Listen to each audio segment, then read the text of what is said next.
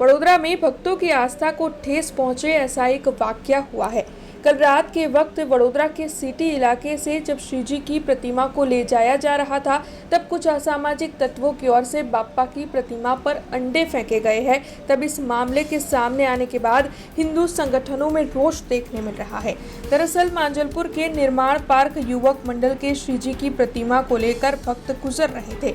पानीगेट से मांडवी की ओर ये भक्त बाप्पा की प्रतिमा को लेकर जा रहे थे। उसी दौरान कुछ असामाजिक तत्वों की ओर से बाप्पा की प्रतिमा पर अंडे फेंके गए, जिसके बाद वहां पर तुरंत ही पुलिस को इत्तला कर बुला लिया गया।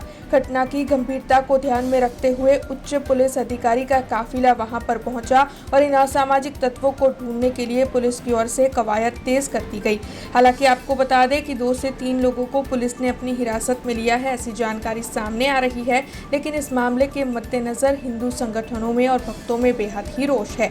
अब आपको ये भी बता दें कि वहाँ पर सभी हिंदू संगठन के लोग और साथ ही गणेश युवक मंडलों से जुड़े हुए लोग इकट्ठा हो गए थे और उन सभी की ओर से इस बुरी दुर्घटना के मद्देनजर खेद जताया गया था। ये जो बुरा वाकया हुआ है उसे लेकर इन सभी की ओर से रोष जताया गया, खेद जताया गया और उसी के साथ ऐसे असामाजिक तत्वों को ढूंढकर तुरंत ही सख्त कार्रवाई करने की मांग भी इन सभी की ओर से साझा की गई। आज सिटी पोलीस स्टेशन पास रात्रे लगभग 3 वाग्यानी आसपास मकरपुराનું એક મંડળ છે નિર્મલ પાર્ક સોસાયટીનું, જે રાત્રે કાલે એમની આગમન યાત્રા છે જે પાણીગેટ રોડ પરથી ગણેશજીનું આગમન ગણપતિ દાદાની મૂર્તિ લઈને જઈ રહ્યા હતા, ત્યારે અસામાજિક તત્વો જે શહેરની શાંતિ દોડવા માંગે છે એ લોકોએ બે મદાર માર્કેટની આસપાસથી સામસામે 2 બિલ્ડિંગમાંથી પિંડાનો મારો કર્યો અને એનું વાતાવરણ તંગ કરીને દોડવાનો પ્રયાસ કર્યો।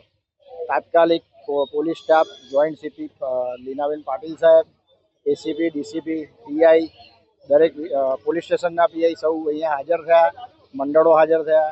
જો આજે મારી સાથે મારા સાથી કાઉન્સિલર હરીશભાઈ જીંગર, ચેલમબેન ચોકસી, પૂર્વ કાઉન્સિલર મિનેશભાઈ શાહ, સામાજિક આગેવાન જયભાઈ ઠાકોર ને સર્વ લોકો અહીં હાજર થયા। તાત્કાલિક એની પર પોલીસ દ્વારા કાર્યવાહી કરવાની ચાલુ થઈ।